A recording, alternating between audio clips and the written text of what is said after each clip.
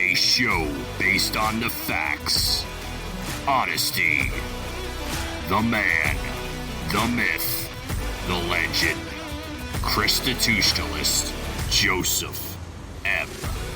Leonard. Welcome to Constitutionalist Politics Podcast, aka CTP. I am your host, Joseph M. Leonard, and that's L-E-N-A-R-D. CTP is your no muss, no fuss, just me, you, and an occasional guest type podcast. Really appreciate you tuning in. As Graham Norton will say, let's get on with the show! Hello, gang. Welcome to Season 3, Episode 115 in the Saturday Monologues numbering scheme with midweek guest show drops and specials, as they're called, while around 250 total episodes since 2023 when I started. I don't do Monday through Friday. I do usually Saturday monologues. Occasionally a guest will appear on Saturday too, and midweek drop specials, usually Wednesday, sometimes a Tuesday, Thursday.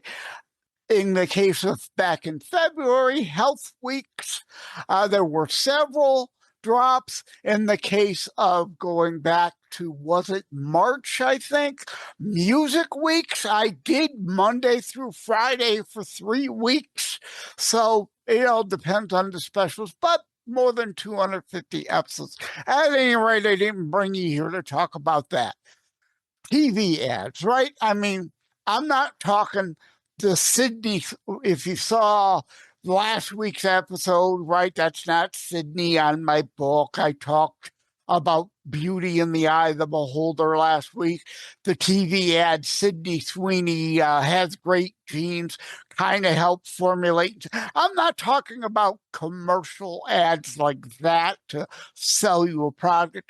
I'm talking AARP. Have you seen the ad about Social Security, right? Starts off, politics is divisive and blah, blah, blah, blah, blah, but we can all agree on Social Security, blah, blah, blah, blah, blah, followed by a lie. No, we do not all pay into Social Security in regards to people who are currently collecting Social Security. And I've done a show on this before. I'll probably do one again. And of course, go to beforeitsnews.com and Substack. I've got several pieces on Social Security.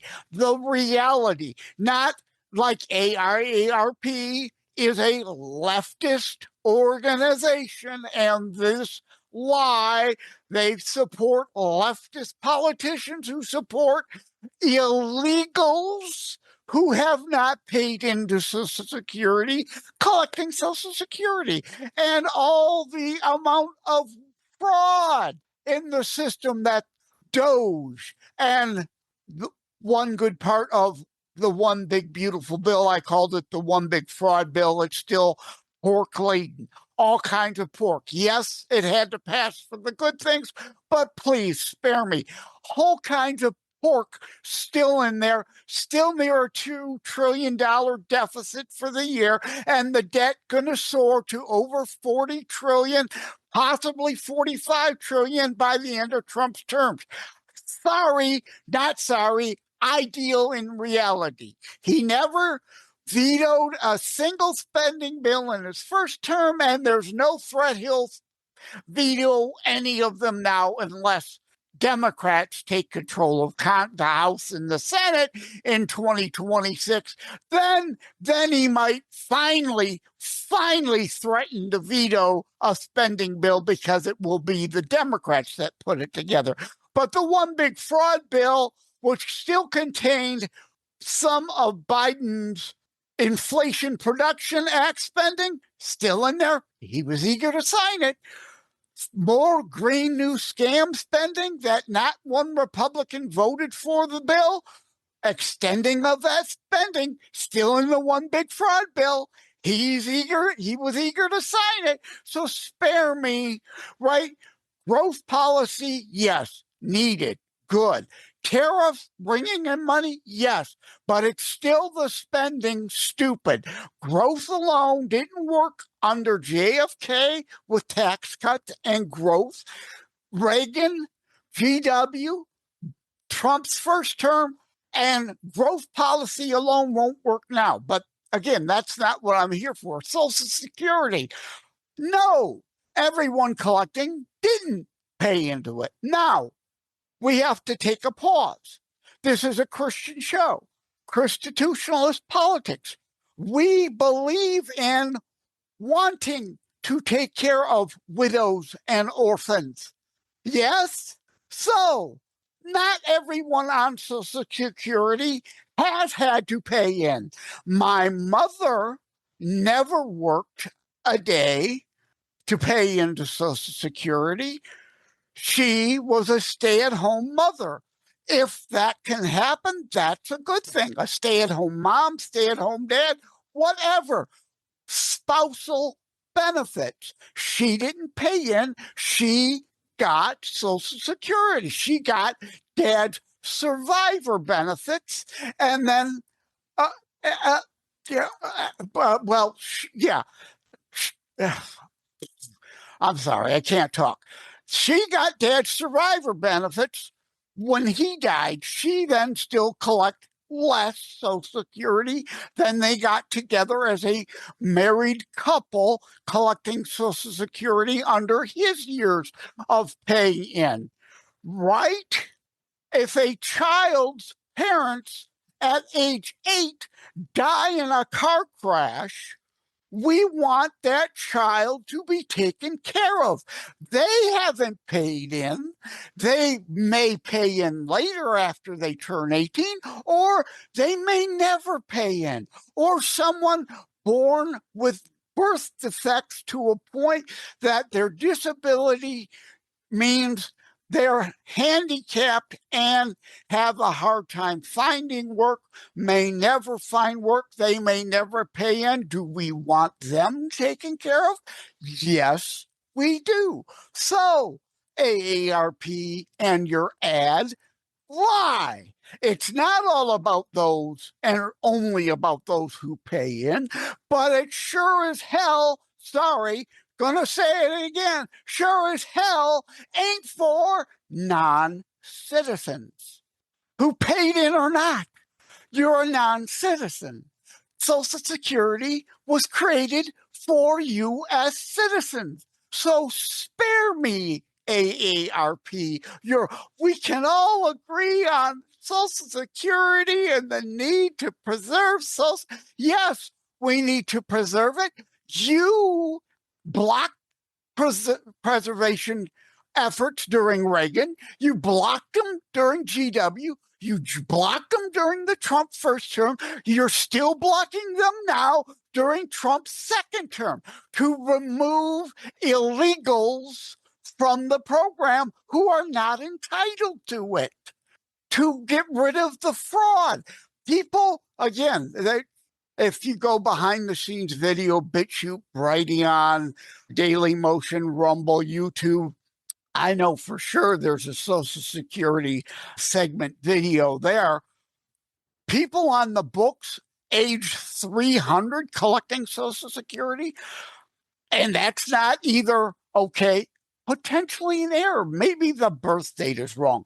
It's not onerous to then demand someone who's collecting Social Security that the database says it's 300 years old. In 90 days, you're cut off under fraud, waste, fraud, and abuse DOGE efforts unless you provide a birth certificate so we can then know how old you really are. If you're a legitimate legal person that age 89 and should be collecting, show the birth certificate. We'll correct the records and you'll keep collecting your Social Security.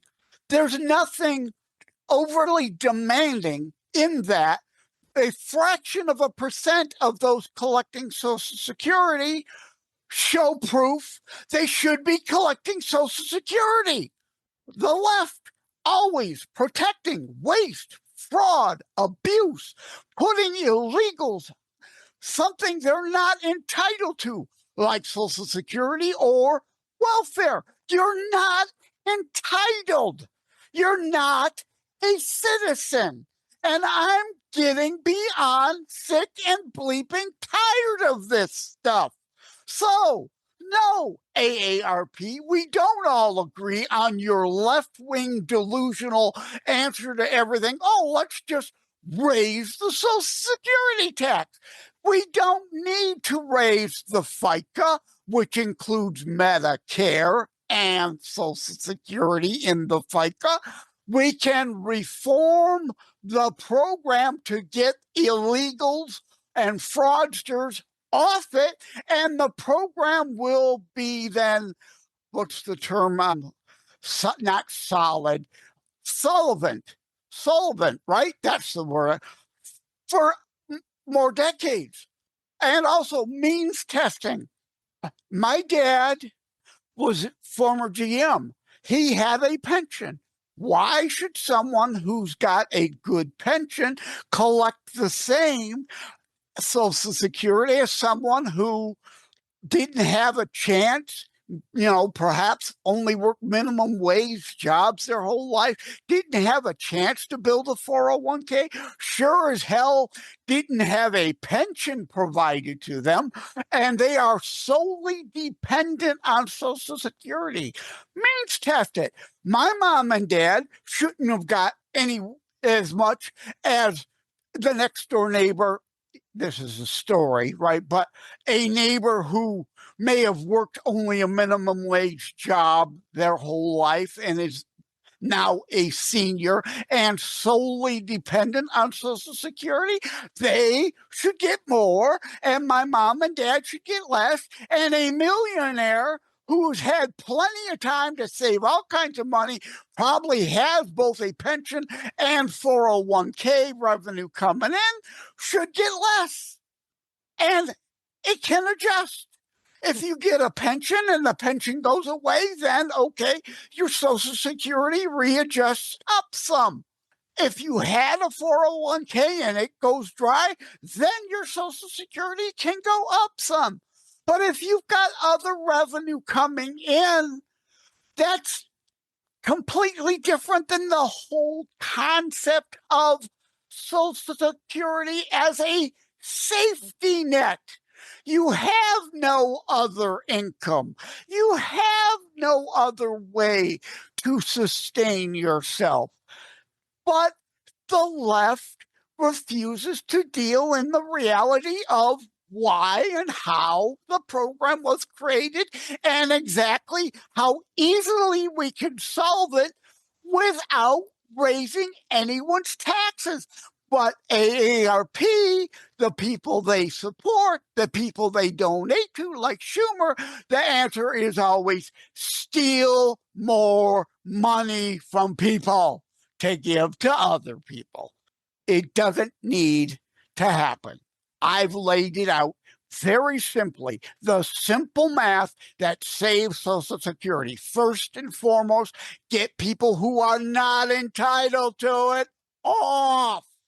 And then also means testing, simple, basic means testing. You leftists love tax the rich, tax the rich. Then why should a rich person who may have $1 billion of other income coming in a year still collect Social Security? By your usual definitions, they don't need it. They don't deserve it. They've got to pay their fair share. In this case, they paid in, so they are entitled. They have to get something, but by law, it doesn't have to be the same amount someone who has no other income coming in. We can means test it. Okay, at any rate, I apologize. I was more savage than filtered Raging Joe today on Constitutionalist Podcast, my usual G-rated show here, and I try to be a lot more calm, right? You kind of got savage than filtered Raging Joe today. Maybe, I don't know, should I put a PG-13 warning on? I only said hell a couple times, right? If that's a problem for you, then you've got a whole lot of other problems to worry about than my having said that, right? Sometimes a word like that's got to be tossed in for emphasis. At any rate, thank you all. Take care. God bless.